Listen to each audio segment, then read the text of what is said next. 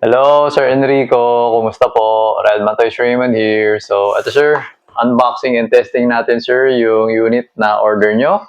The Umarex Glock 19 Gen 5 Airsoft Gas Blowback Pistol. Okay?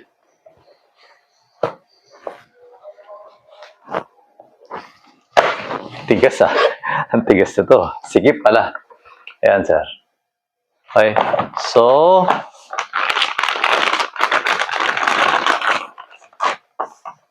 okay, teka. Ito yung unit. Alright, so yun. Ito yung magazine. Okay, wait. Release ko lang. Press natin. Ano ba? Okay, nahirapan ako i-press. Yan.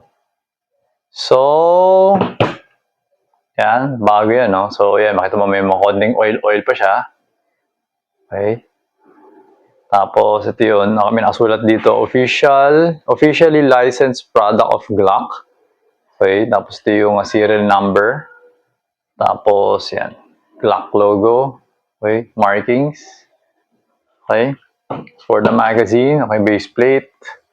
Ayan. Ambidextrous. No? Yung notch. Kanal kabilaan. Tapos, nasa likod yung input bulb. Okay. So, ngayon, ito. What's in the box? Meron siya mga manual. Tapos, ito. Vega Force Company. Nakasulat. Okay. Made in Taiwan. So, ito yung Allen wrench na ginagamit dito sa may harap pang adjust nung hop-up. Okay? So, ano ba gagawin natin? Kargahan natin ng gas. Okay, lagyan natin ng bala. Okay, para ma-test fire na natin. Okay. So, ito, lagyan natin ng BB.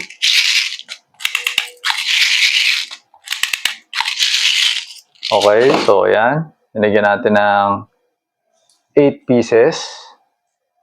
Okay, tapos, lagyan natin ng gas. Okay. Always remember to keep your trigger finger outside until the time that you're going to shoot or to pull the trigger. Okay?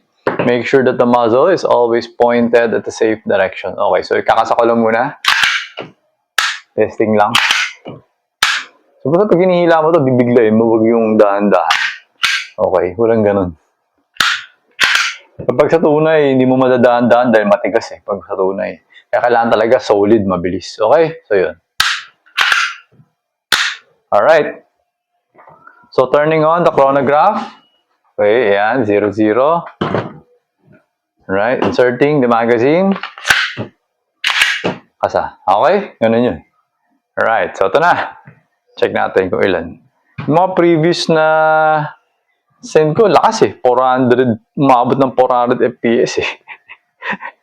Pero may swerte lang naman yun. Ganun talaga. Meron talaga unit malakas. Okay, ito na. Test fire.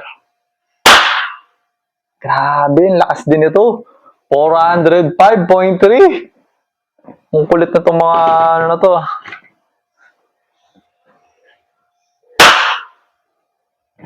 Lit, ang lakas-lakas. 377. Lakas.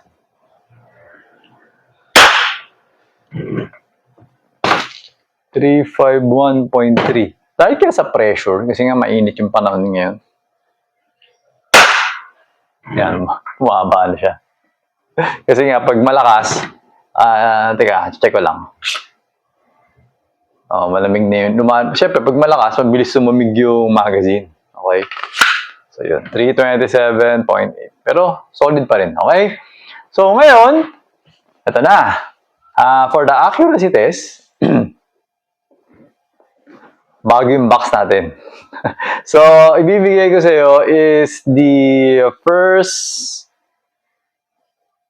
target on the upper right corner. Okay, so first row, first one on the right. Okay, so the target box, the distance is 2.3 meters. Tapos, the size of the target is 4 cm. Okay? So, ayan. So, pipicture ako na lang din, send ko sa inyo. Okay, so, okay, tinamaan ko naman. Medyo mababa nga lang. Oops, teka lang. Ayan. Supot na siya. Kaya pala siguro bumaba din yung FPS niya dito, nag-328 kasi wala nang gas eh. Konti lang yung pumasok. Teka lang, testingin lang kung tama ba yung mga hinala natin. Teka, dagdagan ko pa isa. Dalawa pa siguro.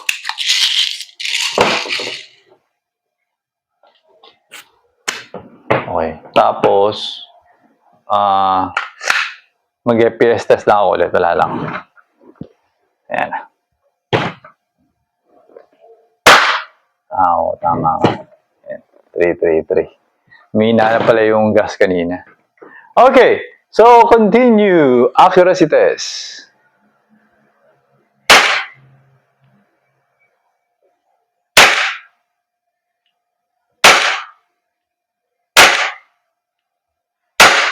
Grabe solid na to. Diretso talaga siya. Okay. So siguro, adjustin nila siguro yung hop or something. Pero, kasi gagamitin mo na bala is yung 0.28. So, depende rin kasi kung gaano kalayo yung target mo sa'yo. Okay, so basta, kung pa pwede, pag nasa labas ka, for example, tanghali, i-check mo kung diretso yung lipad ng bala or umaakyat or bumababa, something like that. Pero parang by default yata kasi ito nakasagad yata ito. Check natin. Check ko. Teka, removing the magazine. Okay nga pala, wala nag-open yung slide, so wala nang bala. Okay? Kasi malapit lang kasi yung 2.3 meters eh. So, teka lang, check natin. Nakasagad nga siya eh. Nakasagad siya eh. Pagka nasa pinaka-clockwise kasi, sa dulo, sagad yun, maximum hop siya. So, ayun. Okay, so hindi ko sure kung itong unit na to is, pag for example, ginamitan na, pag sa malayo, is kung ano yung magiging trajectory. So, sa ngayon,